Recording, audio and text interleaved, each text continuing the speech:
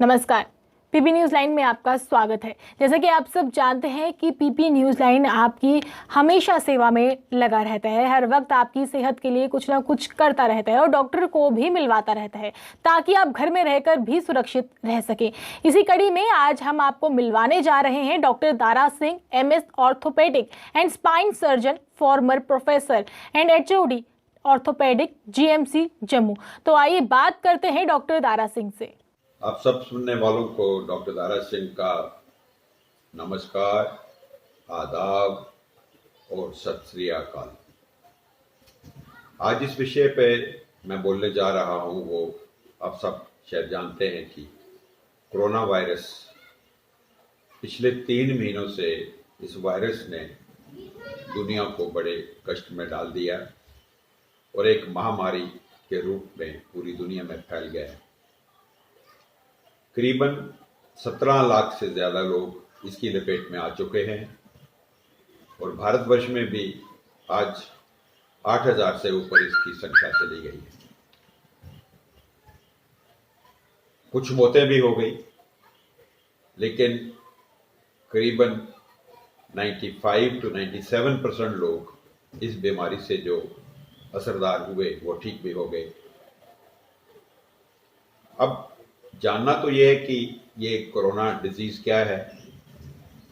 पिछले 3 महीनों के मीडिया से, टीवी से आप लोगों को ये तो पता लग ही चुका है कि ये एक जरासीम, जिसे हम वायरस कहते हैं मेडिकल टर्म्स में, उसकी वजह से हो रहा है।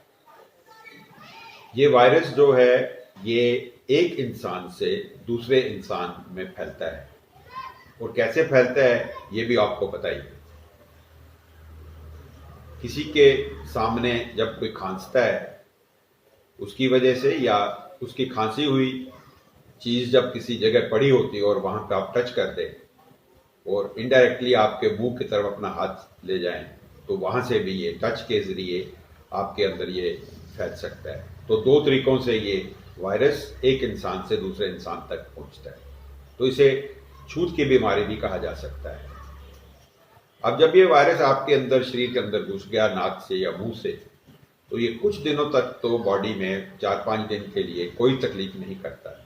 इसको हम मेडिकल टर्म्स में इंक्यूबेशन पीरियड कहते हैं। अब यही पीरियड जो है इस बीमारी का सबसे खतरनाक पीरियड माना जाता है, क्योंकि ना तो मरीज को पता है कि मेरे को कोई प्रॉब्लम है और ना ही उसके साथ आसपास रहने वाले लोगों को ये पता है कि इसको कोई बीमारी है, और ये सबसे खतरनाक पीरियड है। तो ये वाला जो पेशेंट है जिसको ये चीज़ है और अभी पता नहीं है, ये इसको हम कैरियर कहते हैं कि ये बीमारी को एक से दूसरे बंदे को बड़ी आसानी से फैला सकता है। अब अगर ये बीमारी को आगे बढ़ने दिया जाए तो पेशेंट को कुछ सिम्टम आना शुरू हो जाते हैं, जो कि शुरू में हल्की खांसी, थोड़ा बुखार, जोड़ों में दर्द और डायरिया जैसी चीज़ें सामने आती हैं, और इसके साथ आहिस्ता आहिस्ता ये बुखार बढ़ने लगता है और आखिर के दिनों में सांस की तकलीफ ज़्यादा हो सकती है। अब जाहिर है कि ये जानना चाहेंगे कि भाई इसका ट्रीटमेंट क्या है। सही मानों में कहूँ, सच कहूँ तो आज की डेट में साइंस के पास इस बीमारी का कोई ट्रीटमेंट नहीं है। अब जब ऐसी चीज़ है कि ट्रीटमेंट ही नहीं है, तो ये समझाना तो आसान होना चाहिए कि भाई जब इसका ट्रीटमेंट ही नहीं है तो फिर क्या करना है। तो फिर हम कहते हैं बचाव करना है। तो इसका बचाव ही इसका ट्रीटमेंट है। अब बचाव के तरीके काफ़ी हद तक आप सब सुनने वालों को ये पता लग तो गया, बड़ी देर से ये बीमारी दुनिया को तंग कर रही है। जस्ट रिवीजन के लिए ये कहूँगा कि भाई कोशिश करिए अगर हो सके तो स्टे होम। बड़ी मजबूरी में घर से बाहर निकलिए। खांसी तो कभी आ सकती है हर एक इंसान को, तो खांसना है तो अपने मुंह को ढक के खांसिए। कोई रुमाल रख लीजिए, नैपकिन रख लीजिए, या और कुछ नहीं हो सका तो अपनी बाजू ही अपने सामने कर लीजिए। घर से अगर बाहर निकलना है किसी मजबूरी में या किसी वजह से, या आप एसेंशियल सर्विस से बिलोंग करते हैं या कोई और मजबूरी पड़ गई, तो मास्क पहन के निकलिए। घर में भी और बाहर तो बहुत ज्यादा, क्योंकि आप अनजान बंदों से मिल रहे हैं, तो सोशल डिस्टेंस यानी कि एक ऐसा वकफा जो 1 से 2 मीटर का हो, क्योंकि ये देखा गया है कि अगर आप ज्यादा नजदीक एक दूसरे के रहेंगे तो ये बीमारी ज्यादा फैलती है। तो सोशल डिस्टेंस को मेंटेन करिए। घर में हैं आप या किसी काम पे गए हुए हैं तो फ्रीक्वेंट हैंड वॉशिंग यानी कि बार बार करीबन 1 घंटे के बाद अपने हाथों को अच्छी तरह साबुन से 20 से 30 सेकंड तक धो दीजिए। इसका टेक्निक हर एक चैनल में बहुत बार दिखाया गया है। सैनिटाइजर्स का यूज कर सकते हैं वर्क प्लेस पे, या अगर आपके पास अवेलेबल है, वरना साबुन से ही हाथ धो लेना अच्छी तरह जैसे बताया गया है, तो ये काफी ज्यादा फायदेमंद है। अब इसी चीज को कि ये बीमारी फैले ना, तो गवर्नमेंट ऑफ इंडिया ने आज से 3 हफ्ते पहले ये डिसाइड किया और लॉकडाउन अनाउंस कर दिया। तो ये लॉकडाउन क्या है? लॉकडाउन एक व्यवस्था है जिसमें जो इस बीमारी को एक दूसरे से ना फैले उसके लिए लॉकडाउन किया जाता है। और ये किसी भी कंट्री के लिए नॉर्मली देखा जाए तो एक आखिरी हथियार है जिसको यूज किया जाता है इस बीमारी को रोकने से, एक से दूसरे में ना जाए, फैलने से रोकना है। तो गवर्नमेंट ऑफ इंडिया ने इसे सही टाइम पे ये डिसीजन ले लिया। ये बड़ा टफ डिसीजन होता है किसी भी कंट्री के लिए, और ये टाइम से डिसीजन ले लिया तो आज हमारे कंट्री की जो हालत है वो बाकी कंट्रियों के मुकाबले में बहुत बेहतर हालत है। तो ये लॉकडाउन का मतलब है कि आपने अपने घर से बाहर नहीं निकलना है। तो you have been locked inside your home. तो अपने आप को अपने घर में उस समय के लिए रखना है जो पहले गवर्नमेंट ऑफ इंडिया ने 3 हफ्ते का कहा है, और अब मैंने सुना है कि वो शायद कुछ देर के लिए और बढ़ा दिया जाए, 2 या 3 हफ्ते के लिए। ये इस बीमारी को रोकने के लिए है कि इसका फैलाव जो है वो कम से कम हो जाए। अब जब ज़्यादा देर के लिए इतनी बड़ी आबादी को और एक फैमिली को या एक बंदे को अपने घर में ही रहने के लिए कह दिया जाए तो इसे हम एक किस्म का हाउस डिटेंशन भी कहेंगे। तो ये देखा गया है जब कभी इस तरह का मौका आता है तो इसकी वजह से कुछ प्रॉब्लम्स पैदा होती हैं जिन्हें आज मैं डिस्कस करना चाहूँगा आपके साथ कि भाई इस लॉकडाउन पीरियड को कैसे ज़्यादा इसका बुरा असर ना हो। ये आपको मतलब आपके साथ डिस्कस करना है कि ये क्या क्या चीज़ें हैं, क्या आते हैं, क्या क्या डूज हैं और डू नॉट्स हैं जो आपको करने हैं। अब देखा गया है कि जब ये लंबी देर के लिए आप हाउस अरेस्ट हैं तो उसमें बोर्डम हो जाता है, बोरिंग हो जाता है, थोड़ा सुस्ती आ जाती है इंसान में। और अगर इसको और थोड़ा प्रोलॉन्ग किया जाए तो ऐसे लगता है जैसे फीलिंग ऑफ आइसोलेशन, जो रोज़मर्रा मिलना जुलना होता था वो बंद हो गया, तो बंदा आइसोलेट फील करता है। और तरह तरह की खबरें, न्यूज़ सुननी बार बार, ये वो दूसरे से सुना, अपने आप अपने मन में कुछ विचार बनाया और उसकी वजह से एंग्जाइटी यानी कि फिक्र चिंता नाम की चीज़ बनना शुरू हो जाती है दिमाग में। और अगर इसको और भी आगे जाने दिया जाए तो ये डिप्रेशन का रूप इख्तियार कर लेती है। अब इतनी सारी चीज़ों से बचने के लिए कुछ टिप्स मैं आपको बता रहा हूँ कि क्या किया जाए कि जिससे ये वाली प्रॉब्लम्स कम से कम हो। तो फिर कुछ फैमिली लेवल पे हम आपको टिप्स देंगे और कुछ इंडिविजुअल लेवल के, यानी कि एक इंडिविजुअल बंदे को क्या करना है। अब फैमिली लेवल पे इसको अगर डील करना है तो उसके लिए आपने ये एक फैमिली इशू है क्योंकि घर के 2, 4, 5 या 6 बंदे एक ही छत के नीचे रह रहे हैं। तो इसमें बेहतर होगा कि अगर आप पूरी फैमिली मेम्बर्स को इन्वॉल्व करें कि भाई ये मसला जो है बैठ के डिस्कस करें और इसको कैसे टैकल करना है, पूरी फैमिली को इन्वॉल्वमेंट करिए, सबको अपनी अपनी ड्यूटी दीजिए।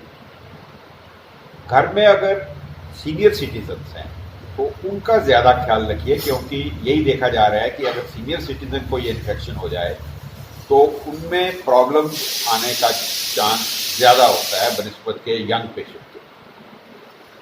तीसरा नंबर, फैमिली को बैठ के एक रूटीन बनानी है कि भाई सुबह उठने का टाइम फैमिली का ये है और उसके बाद कुछ थोड़ा एक्सरसाइज पीरियड है या पाठ पूजा का पीरियड है, नहाने धोने का पीरियड है, और एक फिक्स रूटीन बनाइए ब्रेकफास्ट, लंच और डिनर की। इन बिटवीन इसके साथ कुछ कंबाइंड एक्टिविटीज फैमिली मेंबर्स कर सकते हैं, जैसे कि पाठ पूजा इकट्ठे बैठ के कर सकते हैं और अपने अपने धर्म के हिसाब से कुछ इंडोर छोटी गेम्स होती हैं, जैसे लूडो है, कैरम बोर्ड है वगैरह, कार्ड्स हैं, और टीवी वॉच करना है। टीवी वॉच करना है तो कुछ ऐसे फैमिली प्रोग्राम्स हैं जो इकट्ठे बैठ के आप वॉच कर सकते हैं। तो ये फैमिली लेवल पे इन्वॉल्वमेंट हो गई और एक टाइम डिस्ट्रीब्यूशन हो गया जो फैमिली के साथ बिताना है। इससे कहीं ज़्यादा अब इम्पॉर्टेंट है कि इंडिविजुअल लेवल पे कैसे आपने इस आइसोलेशन को, इस लॉकडाउन को या हाउस अरेस्ट को हैंडल करना है। तो मैं तो यही कहूँगा कि आपको स्ट्रांग होना चाहिए, मेंटली आपको स्ट्रांग होना चाहिए, फिजिकली आपको स्ट्रांग होना चाहिए, तभी किसी बीमारी का या प्रॉब्लम का मुकाबला किया जा सकता है। तो अब ये जो स्ट्रेंथ है या इम्यूनिटी है जिससे किसी बीमारी के साथ लड़ा जा सकता है, तो इसके लिए आपको फिजिकली भी स्ट्रांग होना चाहिए और मेंटली भी स्ट्रांग होना चाहिए। तो फिजिकल स्ट्रेंथ के लिए क्या करना है आपने? तो फिजिकली स्ट्रेंथ के लिए आपने ये करना है कि आपकी डाइट अच्छी होनी चाहिए, एक बैलेंस डाइट होनी चाहिए जिसमें प्रोटीन की मात्रा थोड़ी सी ज़्यादा हो। दूसरा इंपॉर्टेंट कंपोनेंट है कि डेली आपको 45 minutes to 1 hour exercise, physical exercise करनी है, किसी भी फॉर्म में करिए जो आपके माहौल के मुताबिक, आपके सर्कमस्टेंसेस के मुताबिक पॉसिबल। अगर बड़ा घर है तो आप वॉक कर सकते हैं अपनी छत पे या आंगन में, अगर छोटा घर है आपके पास या ट्रेडमिल है उसका इस्तेमाल कर सकते हैं, नहीं तो स्टेयर्स के ऊपर नीचे जा सकते हैं। योगा एक बहुत इम्पॉर्टेंट टूल है हमारे पास इस पर्टिकुलर मौके के लिए, क्योंकि ये बहुत फिजिकल और मेंटल एक्सरसाइज का बहुत अच्छा साधन है। वर्ल्ड ओवर इसको मान्यता मिल गई है, तो अगर हम भी इसका भी इस्तेमाल करें तो ये हमारे लिए बहुत अच्छा है। कुछ लफ्ज़ मैं कहना चाहूँगा चेस्ट फिजियोथेरेपी, यानी कि छाती फेफड़ों के लिए फिजियोथेरेपी का मतलब है लंबे लंबे सांस लेने की प्रैक्टिस करनी 10 से 15 मिनट, क्योंकि ये बीमारी अक्सर ज़्यादा छाती में ही जाके बैठती है शुरू में और वहाँ से ये फिर बॉडी के बाकी ऑर्गन्स को इफेक्ट कर लेती है। तो ये कुछ मेजर्स हैं जो फिजिकल इम्यूनिटी को बढ़ाने के लिए हैं। अब इसके साथ मेंटल स्ट्रेंथ के लिए आपको, एक तो हम रिलीजियस लोग हैं, हमें प्रेयर्स को बिल्कुल नहीं छोड़ना है। प्रेयर्स की शक्ति का अंदाज़ा अब पूरी वेस्टर्न वर्ल्ड को भी हो चुका है। इवन जिसको हम साइंस कहते हैं वो भी मानने लगी है कि प्रेयर्स का बहुत फ़ायदा है। तो please spare some time with family और अपने आप इंडिविजुअली भी प्रेयर्स के लिए भी कुछ टाइम निकालिए, कम से कम ऑन एन एवरेज आधा घंटा हो जाए तो ये सफिशिएंट है। इसके अलावा जो बाकी टाइम आप अपनी मेंटल रिलैक्सेशन के लिए कर सकते हैं वो कि अपनी हॉबीज़ के ऊपर थोड़ा टाइम खर्चिए। अगर तो आपकी कोई हॉबी है ऑलरेडी, तो ये हॉबीज़ क्या होती हैं? ये कोई एक ऐसी चीज़ है जिसमें आप अपना कुछ टाइम नॉर्मली निकाल के बिताते हैं जो आपके प्रोफेशन से थोड़ी अलग होती है। तो इसमें राइटिंग, कोई लिखने का शौक हो किसी को, रीडिंग, या नेट सर्फिंग आजकल है, बच्चे नेट सर्फिंग करते हैं, कुछ भी ढूंढ लीजिए नेट में से गूगल में डाल के। म्यूज़िक सुनना है, गाने गाना है, तो ये किसी को बाथरूम सिंगिंग का शौक था, अभी मौका है, आप अच्छी तरह गाने को सीखिए। तो ये चीज़ें हैं जो हॉबीज़ में आती हैं। गार्डनिंग है, अगर आपके पास कोई लॉन है घर में तो उसको मेंटेन करना है, तो यही टाइम है आपके पास, फ्री टाइम है तो कुछ टाइम उसमें गुजरेगा। अब हॉबीज़ को डील करने का फ़ायदा क्या है? इससे आपका एक तो टाइम लगता है और दूसरा आपको एक मेंटल रिलैक्सेशन मिलती है। मेंटल रिलैक्सेशन का ही तो मकसद ये है हॉबीज़ को परस्यू करना इस वक्त में खास करके। और इसके अलावा आपको मीडिया यानी कि टीवी और व्हाट्सएप पे कुछ टाइम आप बिता सकते हैं, लेकिन ये जो खामखा की बातें हैं, अफवाहें हैं, इनसे दूर बचना है। ज़रूरत से ज़्यादा कोरोना की न्यूज़ को सुनने की ज़रूरत नहीं है, इससे परेशानी बढ़ती है, कम नहीं होती है। एक और अच्छा तरीका जो मैंने भी खुद ऑब्जर्व किया वो है कि video chatting with your friends. तो जो आजकल 4-4 का ग्रुप शेयर कर सकते हैं, एक वीडियो कॉन्फ्रेंसिंग, तो जिन जिन फ्रेंड्स के साथ आपका उठना बैठना है, जिनको आप पसंद करते हैं, तो कुछ आधा घंटा अगर दिन में उनके साथ आप गपशप मार लें तो आपको ये फीलिंग ही नहीं आएगी कि आप जैसे घर से बाहर हैं। तो वो एक अच्छा टूल है, आज की डेट में एक मॉडर्न टूल है जिसको आप यूज़ कर सकते हैं। बोर्डम को हटाने के लिए और feeling comfortable, mentally feeling comfortable के लिए। और बाकी योगा, जैसे मैंने पहले भी कहा, तो योगा जो है, meditation part of the yoga, ये बहुत इंपॉर्टेंट है मेंटल स्ट्रेंथ के लिए। इससे ना खाली मेंटल स्ट्रेंथ मिलेगी, बल्कि आपको कुदरत में भी यकीन होने लगता है एक योगा सेशन करने के बाद। तो ये मेरी कुछ टिप्स हैं जो आपको फिजिकली और मेंटली स्ट्रांग करने के लिए ज़रूरी हैं, आपके लिए ये अच्छी रहेंगी इस लॉकडाउन के पीरियड को टाइड ओवर करने के लिए, जो कुछ हफ्तों तक आपको फेस करना है। और इसके अलावा अगर कुछ चीज़ मैं स्ट्रेस करना चाहता हूँ कि भाई, हम लोग तो धर्म को मानने वाले लोग हैं, इंडिया में खास करके चारों धर्म यहाँ पर हैं, हिंदुइज़्म है, इस्लाम है, क्रिश्चियनिटी है, बुद्धिज़्म है और सिखिज़्म है। तो हम सब लोग धर्म को बहुत मानते हैं, और मैं पर्सनली भी इस चीज़ में बड़ा बिलीव करता हूँ कि ये धर्म बड़ी अच्छी चीज़ है, बशर्ते कि इसको आप राइट तरीके से सोचें और इसका इस्तेमाल करें। क्योंकि धर्म बनाने वालों ने पहले भगवान हैं दुनिया में, और उसके बाद अपने मैसेंजर्स के ज़रिए उन्होंने धर्म बनाए हैं। तो ये कोई फालतू चीज़ नहीं है। मैं आपको हाथ जोड़ के विनती करता हूँ कि ये धर्म को अंडर एस्टिमेट करिए। The power of the religion is well established even by the science. अब ये साइंस क्या है?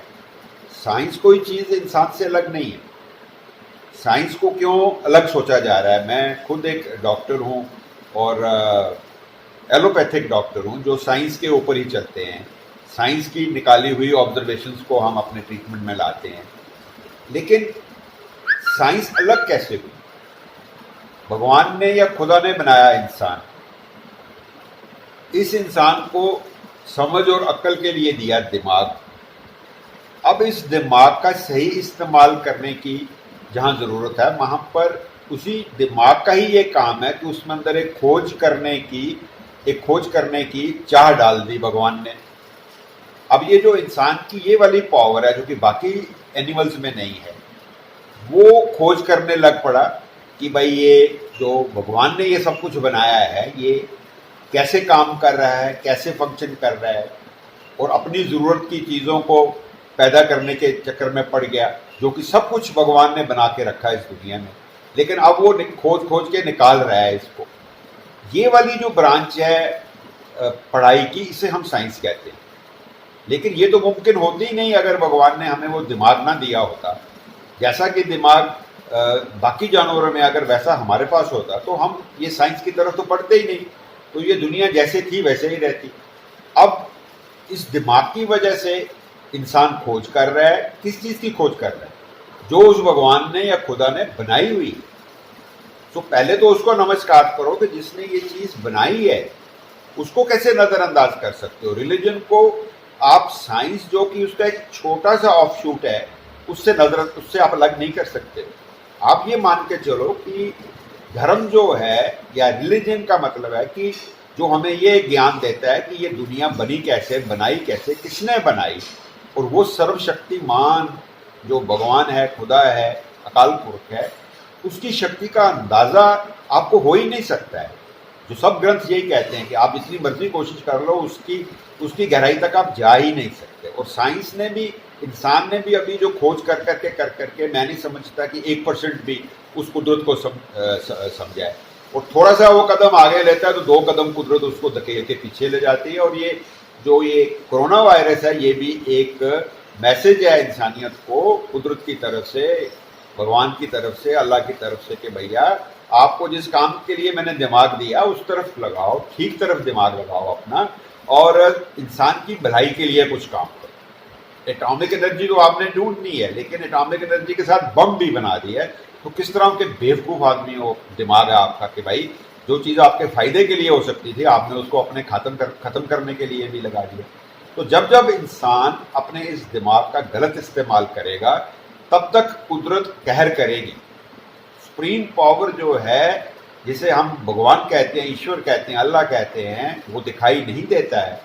उसकी पावर को अंडर एस्टिमेट मत करिए। मैं हाथ जोड़ के आपसे विनती करता हूँ। और साइंस तो एक मामूली सा अंश है उस दिमाग का जो भगवान ने आपको बख्शा है।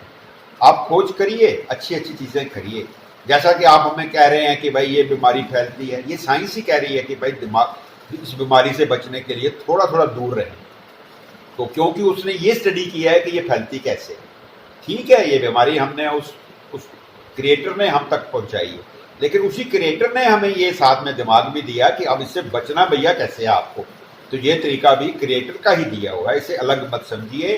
तो मैं हाथ जोड़ के विनती करता हूँ, इन दोनों चीज़ों को इकट्ठा करिए, खुदा के ऊपर, भगवान के ऊपर बिलीव करिए, उसके पूरा अंधविश्वास रखना चाहिए ये कि भाई ये चीज़ उसी की है, लेकिन उसी ने हमें तरीका भी दिया है। साइंस भी उसी की क्रिएशन है, साइंस हमारी अपनी क्रिएशन नहीं है, ये भगवान की ही क्रिएशन है। इसको मान के चलिए और फॉलो करिए जो लॉकडाउन पीरियड है, इसको बड़ी ईमानदारी से लॉकडाउन को निभाइए, ताकि जो गवर्नमेंट ऑफ इंडिया का ये एक स्ट्रेटजी है कि किसी तरह से बीमारी से हम बचें, उसका हम वो कामयाब हो। और इसमें एक सोशल रिस्पॉन्सिबिलिटी जो हम सब की है, हम में से जो वो लोग हैं जिनको भगवान ने या खुदा ने कुछ ज़्यादा दिया है, तो उसको कुछ हिस्सा निकालिए अपनी बचत में से और अपनी सेविंग में से जो आपको वरदान में मिली है, उसको गरीबों के लिए भी इस्तेमाल करें। बिकॉज ये कंट्री जो है कम से कम 70% पॉपुलेशन जो है या 60% पॉपुलेशन बिलो पॉवर्टी है, और उसमें दिहाड़दार लोग हैं। जगह जगह गवर्नमेंट ने उनको रोक लिया है। तो ये हमारी भी जिम्मेवारी है गवर्नमेंट के साथ मिल के इस काम को सक्सेस में लाने के लिए, उनकी ज़रूरत पूरी हो जाए। उनको तो खाना चाहिए और रहने की जगह चाहिए, इससे ज़्यादा तो वो बेचारे मांगते भी कुछ नहीं। और अगर हम सब मिल के ये करें, मैं नहीं समझता कि ये चीज़ में हमें हार मिल सकती है। और हम इस काबिल हैं कि हम 30-40 करोड़ जिनको भगवान ने, खुदा ने दिया है, ये बाकी 70-80 करोड़ जो हैं उनकी ज़रूरत पूरी कर सकते हैं। और एट द एंड मैं यही कहूँगा कि ये एक थोड़ी देर के लिए समस्या बनी है। ये जैसे रात का अंधेरा सूरज की पहली किरण के साथ ख़त्म होता है, उसी तरह कुछ वक्त के साथ ये कोरोना वायरस की बीमारी भी ख़त्म होगी। सो लेट्स यूनाइट, हमें अपने सारे मतभेद भूल के इस वक्त एक ही तरफ हमारा ध्यान होना चाहिए कि भाई किस तरह कोरोना से हमने इसको डिफीट करना है। और मुझे कुछ लाइनें याद आती हैं शायर की कि भाई तूफान को आना है, आकर चले जाना है, बादल है ये कुछ पल का, छाकर ढल जाना है। और इसलिए रुक जाना नहीं तू कभी हार के, कांटों पे चल के मिलेंगे साए बहार के। नमस्कार, आदाब, सत श्री अकाल, थैंक यू।